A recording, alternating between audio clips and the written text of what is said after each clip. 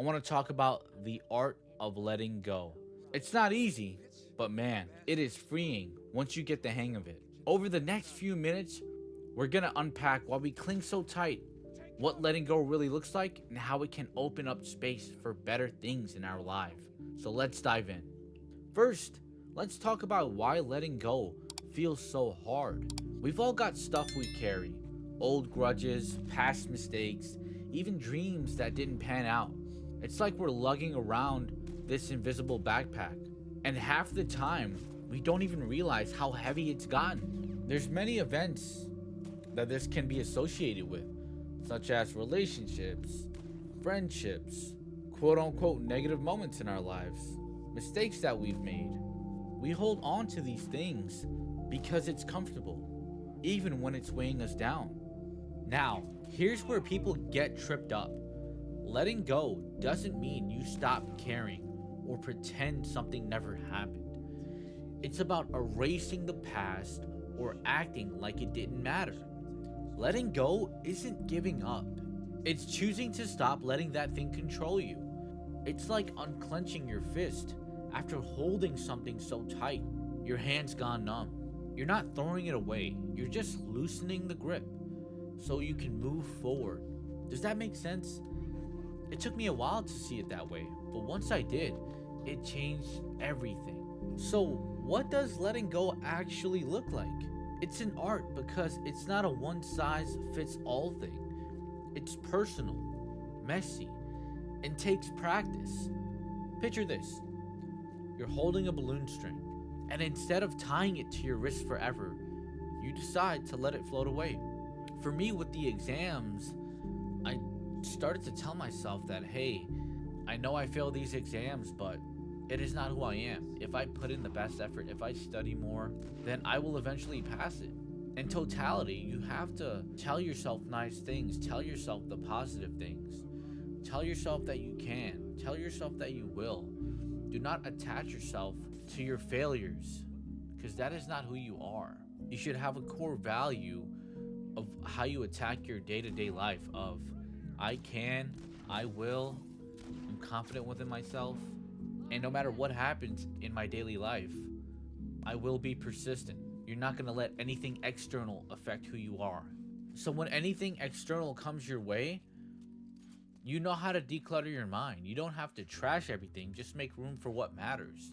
And you will understand that most of the things that go on externally don't really matter, right? As long as you put your best foot forward and as long as you understand your core values and who you are, that is all you really need. Because think about it. Understand that, friendships are not going to last. Relationships are not going to last. You're going to fail sometimes, and that's part of life. And then you're going to have bad moments in your life where it was totally out of your control, but you have to understand that that is part of life, right? Not every single second will be the best moment ever.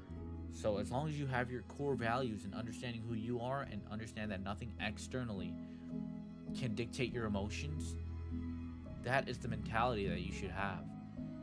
And to not think about the past. The past is long gone, but your mind will play tricks on you. Your mind will attach yourself to the past, and you have to catch yourself consciously and bring it back to the present. Understand, nothing in the past really matters. What matters is right now and how you can better yourself. Here's the best part. When you master this art, you create space. Think about it. If your hands are full of old baggage, how do you grab onto new opportunities? Letting go of the failures that you had, letting go of those past relationships, letting go of the quote unquote bad moments that you've had in your past. If you let that go, you no longer think about it. That affects the present moment and your future, right?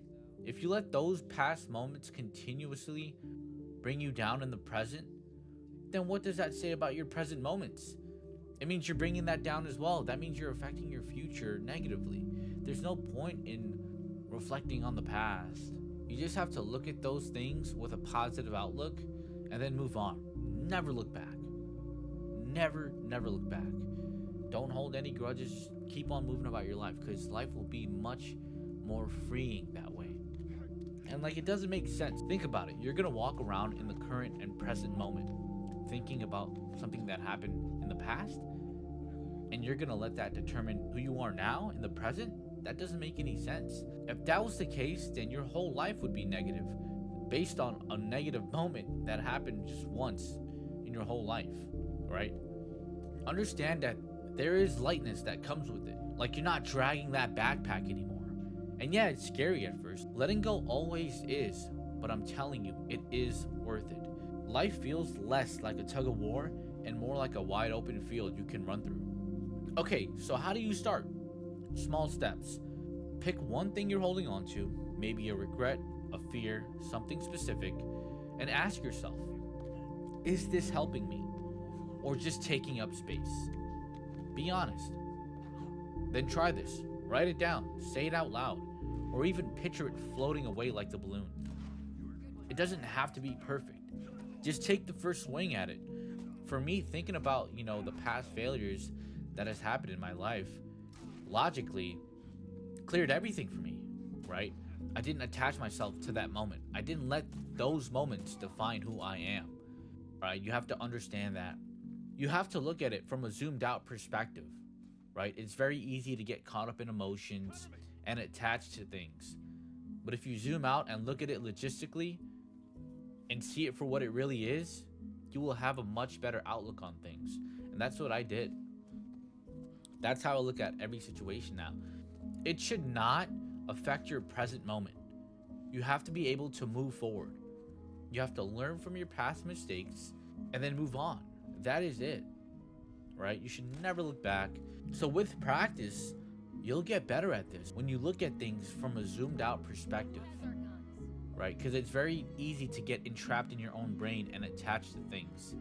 But if you zoom out and look at it logistically, trust me, you'll make the better decision, and you'll understand that it's not as serious and it is not as bad as you think it is. And you will then understand that you should not let those past moments affect you from achieving greater moments right now and for your future self. That's it for today, folks. Now, the art of letting go in a nutshell. It's not about erasing the past, but about making peace with it so you can live bigger now. What's one thing you're ready to let go of? Drop it in the comments below. I'd love to hear.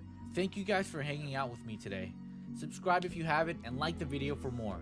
Thank you guys so much and have a great day.